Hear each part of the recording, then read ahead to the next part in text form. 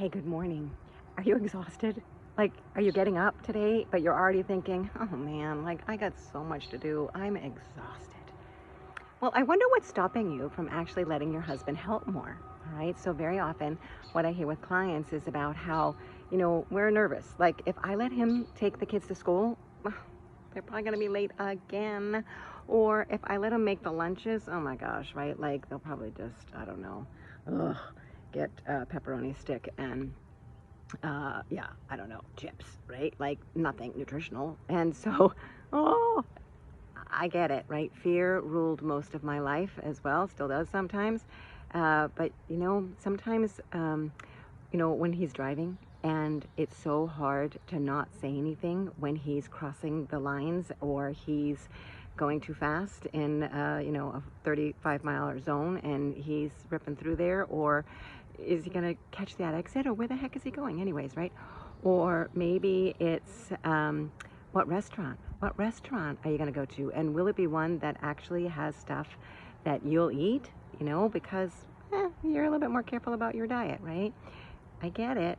And yet fear is what causes us to take control, and when we do that, it can suck the life right out of our relationships, right out of ourselves.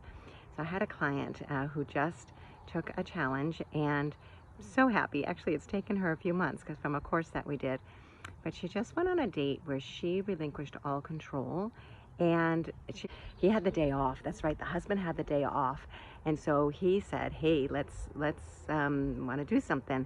And so she rearranged her schedule to receive whatever he wanted, and um, amazing. The man took her for breakfast. The man had planned a lunch spot, but he also bought massage oil, and there were some fireworks in the bedroom, and they fell asleep and missed lunch. But he ended up saving the day and picking a different lovely restaurant that they had time for before they had to pick the kids up. And she really controlled herself and didn't step into telling him what to do or, solving the problem. She let him pick that restaurant and then received graciously. And they went to pick up the kids together and went out for ice cream and all kinds of magic.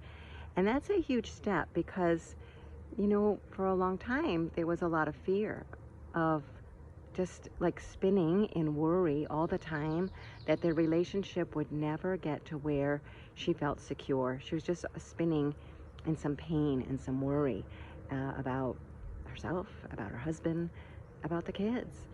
And, it's, I'm actually remembering, right? Like Christmas tree still up. A month, 2 months after Christmas, and we all started posting pictures that many of us had that challenge, right? That sometimes it just doesn't seem to matter to them. And yet, as women, we want our house a particular way, and we have a vision, and we want things done when we want them done, and they don't always see it that way.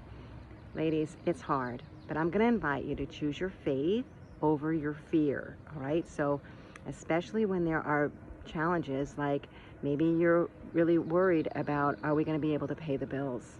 It's scary. Been there many times. And sometimes really it's about, for me, it's been that spiritual journey and bringing it to God and being able to really turn to the Lord for what I need, because my husband can't always. And so if I can trust in God that one way or another, I'm hearing these little birds out here, and it's like the birds of the sky, that they are taken care of. Oh, Lord, please make sure that we have food on the table and that the bills get paid. And yet, when there's, the disconnect notice on the electric bill, it's darn scary. Faith over fear, over and over. Back in the days when we were healing our marriage, and I still have a particular plate like that said faith over fear. I had it as a screensaver. I had it as a pop-up to keep reminding myself. I wrote it on the palm of my hand at one point because if I would look at the bank account and see that, oh my gosh, she's back in the overdraft, that it just really scared me, because I have a need for financial security and to know that the lights aren't gonna get turned off and that the mortgage will get paid. And I can get very scared. And so even now, like it happened again, and where the lights were gonna go off and messaging me. And so it's like, to him, it's like, it's not a big deal. It wasn't a big deal. Like, we took care of it. But for me, like, so what happens with little t traumas is that when they happen over and over and over and over again, over years, it can happen again. And even though it seems like a little thing, because of all the history, it's like, boom, it's a big thing. It really triggers within. So it's sort of like if you ask your husband to pick up the kids, or to swing by the store, or to do something or handle a particular appointment, and he doesn't. And it's like, well, that wasn't a big deal. But it is for you if it's been a multitude of times that it happens. Those little t traumas are there all the time, and then and this is where just turning to God. That's really, I had to turn to God big time. And I think I shared in another video about how in the prayer, God really gave me great consolation, saying, you know what, even if he lets you down, I got you. I got you. I'm taking care of you. You are so blessed. Hello, look at my scenery, right? Like where I live.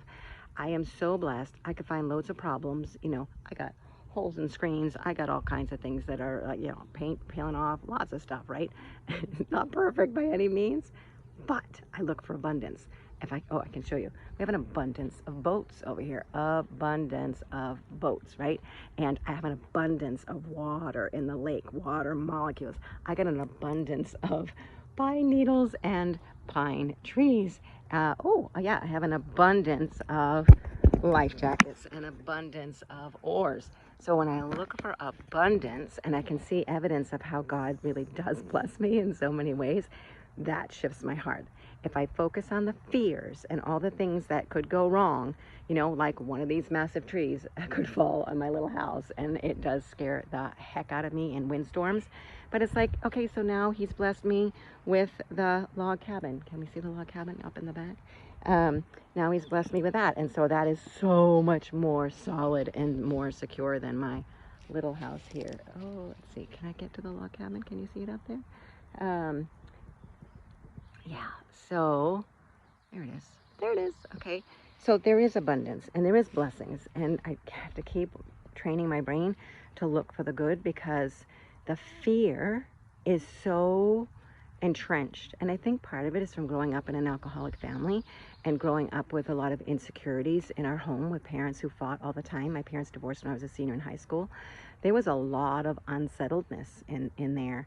And so I think that's what came about created my need for more security. But how can I give myself that feeling now? It's not a feeling. Feelings can't come from exterior necessarily, but they can come from in here. And we create our feelings through our thoughts. So when I think and choose my faith that God's got me, I am going to be okay. One way or another, right? My feet are on the ground. Hello, feet are on the ground. Feet are on the ground. I'm here. I'm abundantly blessed.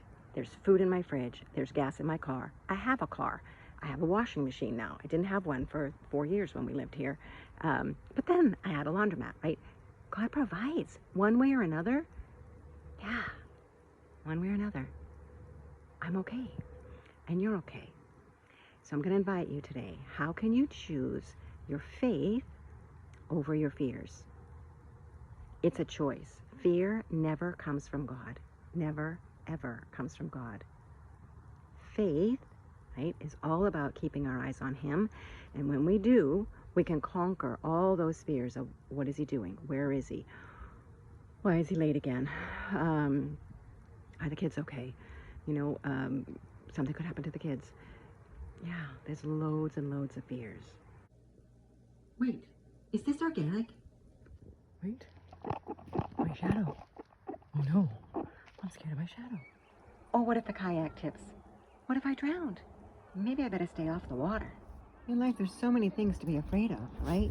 Like there could be snapping turtles. There could be cyanobacteria. Hey, let's go for a hike. Okay. Oh, wait a minute. Wait a minute. Is that a bee? Oh, I think that was a bee. Oh. Could there be ticks out here? Oh no. What about bears? Okay, so I wanted to give you some scripture verses to help you, all right, in choosing your faith over your fear. So in Isaiah 41:10, it says, you know, fear not, for I am with you. Do not be dismayed, I am your God. I will strengthen you. I will help you. I will uphold you with my righteous right hand. Right? Like that's in scripture. That's from God. Matthew 6:31. 31 or 34, can't read my handwriting. Therefore, do not be anxious about tomorrow, for tomorrow will be anxious for itself. Sufficient for the day is its own trouble. Amen. Stay in today. 2 Timothy 1:7 says, for God gave us a spirit not of fear, but of power and love and self-control, which is what I teach my clients, is around if we can gain more self-control, which isn't easy, right? It takes practice because we tend to just be on autopilot all the time, responding, reacting, not responding. We want to get to where we can respond more maturely and more level as we master our emotions more, right? So that's the work that we're doing. Psalm 56:3, it says, when I am afraid, I put my trust in you. And so that's David. David is saying that, right? So Psalm 55:22, cast your burden on the Lord and he will sustain you. So what are you burdened with today? What are you struggling with today? Are you ready to put it all in God's hands? To get out of self-reliance and put it in his hands and trust that he is working it out. He is working it out. And even in my lowest, I know that it all was a gift. The brokenness, the almost getting divorced, all of it, even the falls now, because on the other side, it keeps having me grow closer to God. Ultimately, that's the journey, is getting closer to God. Not about being happy here today, every day. It really isn't. It is about growing closer to God. So I am Coach Carol. I am standing for you, becoming your best self, and glorifying God in all that you do. All right? If you need support, reach out.